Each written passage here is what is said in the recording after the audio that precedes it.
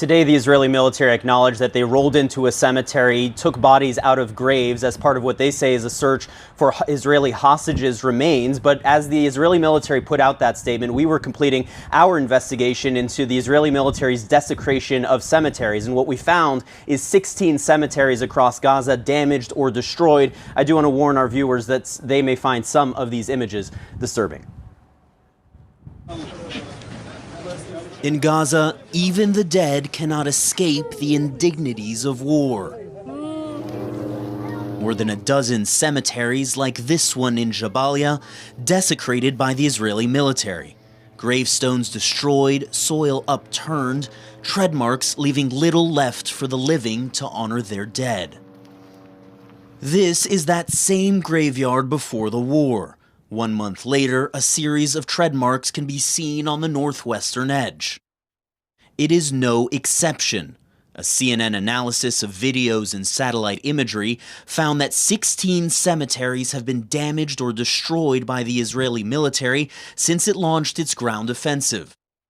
As Israeli forces pushed deeper into Gaza, they crushed the graves of thousands of Palestinians between November and January.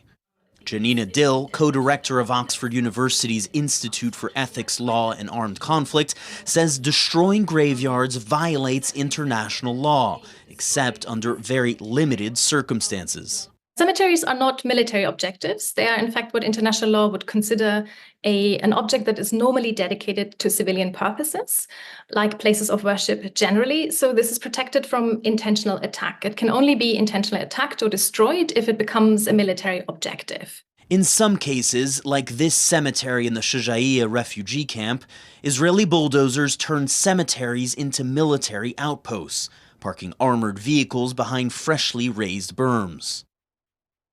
The damage is often deliberate and progressive. Over 2 weeks in December, the military bulldozed more and more of this cemetery east of Khan Yunis, building defensive fortifications.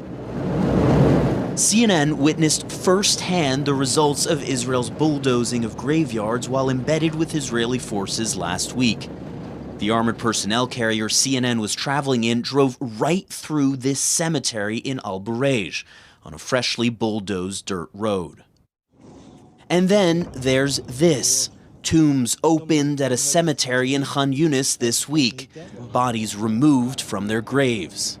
In a statement, the Israeli military acknowledged exhuming bodies from the cemetery as part of its search for the bodies of Israeli hostages.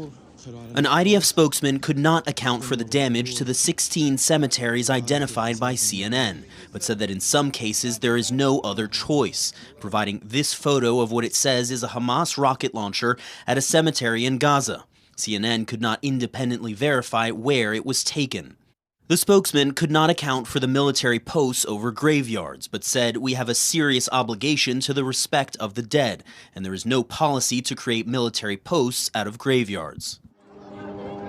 In at least one case, the Israeli military appears to have taken pains to maneuver around a graveyard.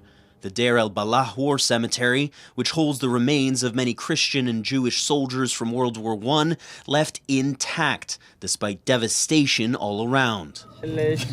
At the Al-Tufa Cemetery, a very different picture. Residents say bodies were uprooted by Israeli bulldozers.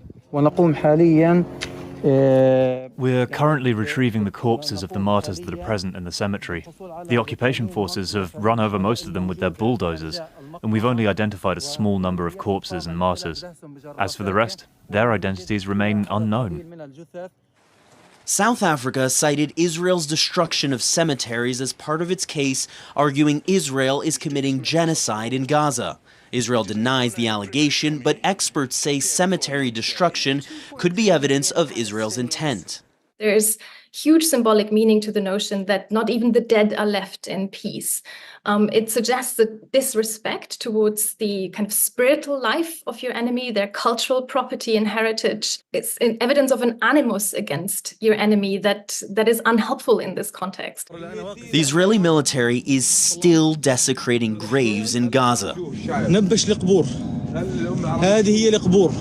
At the Khan Yunis cemetery, where the military dug up bodies this week, the damage is extensive and all too familiar.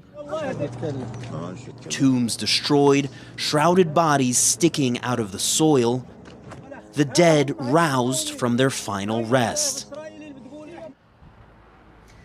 And the Israeli military pointed to Hamas using some of these cemeteries for military purposes to justify what we've documented here. But what we're talking about isn't just strikes on these cemeteries. In some cases, it's the bulldozing of entire cemeteries, putting military outposts there, heavy armored vehicles driving right through the graves, showing very little care for the dignity of the dead. It speaks to something far more systematic than what the military acknowledged.